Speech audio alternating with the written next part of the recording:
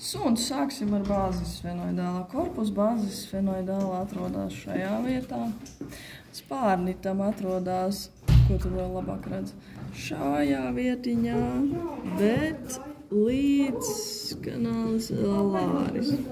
Līdz šai vietiņai atrodas spārni. Precīzi grūti pateikt, jo šajā vietā šūves nav īsti redzamas, bet uz tā atrodas tātad foramen ovāle. Labi, nē, sākšu no paša sākuma.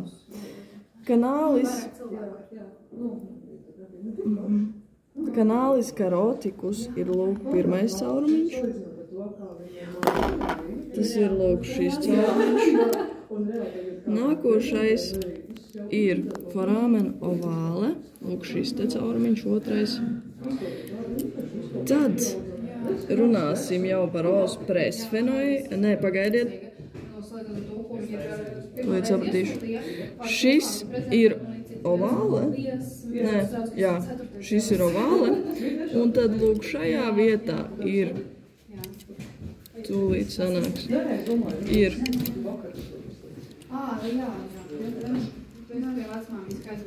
kanālis alāris. Lūk, var redzēt. Šajā galā tas iznāk ar foramen alāra kaudālē. Ieiet stieplītē foramen alāra rostrāle. Un starp tiem perpendikulāri. Grūti parādīt, bet re, kur man iebāzās stieplīte. Jā, neparādīšu. Gud sanāca, re, kur. Šajā vietiņā var redzēt, ka uz smadzeņu pusi aiziet foramen rotundu. Tad nākošais ir kanālis optikus. Tūlīt pārliecināsimies. Jā, šim vajadzētu būt kanālis optikus un fizūra orbitālis. Vai arī ne otrādi. Šis ir kanālis optikus, pēdējais. Un šis ir fizūra orbitālis. Tā kaut kā. Un tālāk vajadzētu būt diviem foramen etmoidāle, bet tas jau ir pie cita kaula.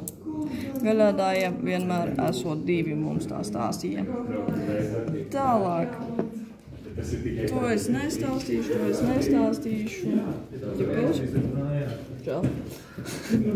Tad ir os pterygoideum, kas sunim atrodas turpat, kur citiem, apmēram šajā vietiņā. Tūlīt parādīšu lūk šajā vietiņā. Un tam arī jābūt hamulus pterygoideus. Os temporāle tālāk ir. Os temporāle sunim būs līdzīgi kā zirgam. Jāsākās viņam ir šeit ar šuvi apmēram, bet te šuvis neredz nekur. Iet tālāk gar jugulāro izaugumu. Lūk šajā vietiņā.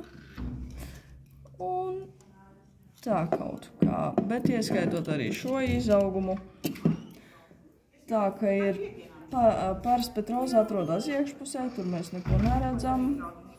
Pars timpānika ir lūk šī te daļa. Izņemot jugulāro izaugumu gar. Tā izšķir bulla timpānika, meatus acusticus externus, processus musculāris ir viņam tur jābūt. Rostromediāli kaut kur jābūt izaugumam.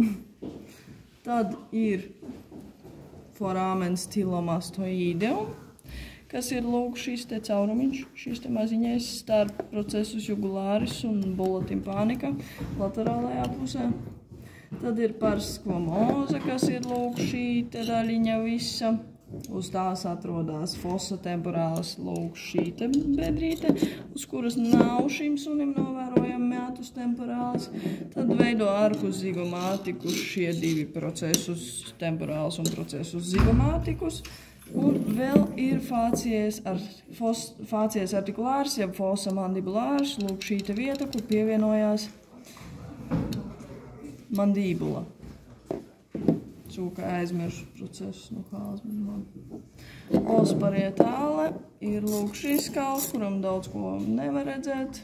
Tāpēc vienīgais, ka os temporāle iekšpusē pie os interparietāle, kurš ir lūk šis te kauliņš, starp abiem kauliem, var redzēt procesus tentoricus tūlīt. netiek iekšā. Tur ir jābūt izaugumam no os interparietāle. Redz, kur var redzēt mazliet, kā lai parāda. Šajā vietā, bet iekšpusē. Tas ir processus tentoricus. Sinus frontalis sunim atrodas mazliet uz priekšu no uzacīm, tā teikt, apmēram pie orbītas, acu orbītām. Tad ir os frontale. Tas ir, lūk, šis kauliņš sunim, bet ieskaitot acu orbītā, acu šajās virsmās arī ir rekur līdz foramina etmoidālija. Un līdz os lacrimāla ir fācies externa, fācies interna, sinus frontalis pastāstīju. Ir processus zigomātikus, kas savienojās ar pārējiem procesusiem ar saiti, ligamentum, ja kādam interesē, nezinu kāds. Ir fosa glandula lacrimālis, kas atrodas uz procesus zigomātikus, lūk, tā kā ventrālajā daļā procesus zigomātikus. Tad ir fovea trochlearis, tā atrodas šajā vietā. Un tad ir fosa sakcija lacrimālis, kas atrodas pie foramen lacrimālis. Tālāk tūlīt pastāstīsim, nezinu, cik stāv tiku. Tūlīt foramen etmoidāle, es teicu, šajā vietā ir 2. Uz tālāk ir fācies temporalis, uz kuras sunim nekas neatrodās. Jej! Ir os etmoidāle, kuru var redzēt no foramen magnum, bet labāk ir pastāstīt, bet neatšķirās no citiem dzīvniekiem. Vomeru mācieties, nazālē incizūra nazoincizīva ir starp os nazāle un os incizīvum, lūk, šajā vietiņā. Nolūzis, bet tas ir ierops, tur jābūt. Pie os lacrimāle atrodas, lūk, pagaidiet. Sunim bija baigi šaurais os lacrimāle, lūk, šajā vietņā, šajā. Tur atrodas fācies orbitālis, fācies nazālis, foramen orbitālis. Tūlīt pastāstīšu vēl, kas veido kanālis lacrimālis, izejot uz pogrālu. Jā, kur viņš iziet? Tūlīt atcerēšos. Un šis ieiet uz deguna pusi, veidojot mums puņķīšus. Tad nākošais maxilla, korpus maxilla. Lūk, šis te korpus maxilla. Pagad tas līdz zobiņiem. Tad ir fācies pterigopalātina, kas sunim būs. Lūk, visticamāk, ka šī te virsmiņa, uz kuras atrodas tubermaxilla, šis pauguriņš, kur atrodas fossa pterigopalātina, kam ir jābūt, lūk, šajā pusītē vairāk. Rādiet te fosu. Tūlīt tālāk. Pazudu.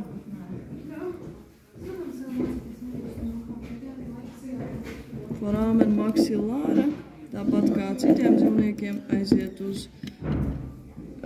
iziet ar foramen infraorbitāli, veidojot kanālis infraorbitālis. Tas būs pie fācies faciālis. Labs nosaukt. Un tad būs margo alveolāris, gar zobiem maliņa, margo interalveolāris šajā vietiņā.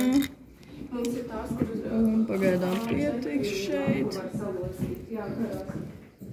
Tad vēl sunim vajadzētu zināt, kur krista konhālis. Tā būs, lūk, šī te šķautne. Kaut kur redz? Jā, rekur. Tā ir, lūk, šī te šķautne, kur pievienojās os konhe, nazālis, ventrālis. Ja ventrālis, deguna gliemežnīcas kauls. Tad vēl ir processus palātinus. Maxillai tas būs, lūk, vai tad izdomāšu. Tam vajadzētu būt šeit ir robeža. Tātad šis te ir processus palātinus maxillai. Vēl ieskaitot šīs te sānu daļiņas. Tad ir sulcus palatinus uz tā. Lūk šis. Un foramen palatinum majus atkal tādā satikšanās vietā kauliem. Vēl, kas ir processus frontalis pieris izaugums. Tas ir citam kaulam. Gaļinē processus frontalis gaļādājiem pieris izaugums. Maksilai es nojaušu, ka processus frontalis ir šis te lūk izaugums. Cits tur nevar būt. Tad ir os incizivum, kam ir izšķir korpus osis incizivi. Viss os incizivum vispār ir lūk šis te. Tas būs processus nazalis. Pāries korpus osis incizivi.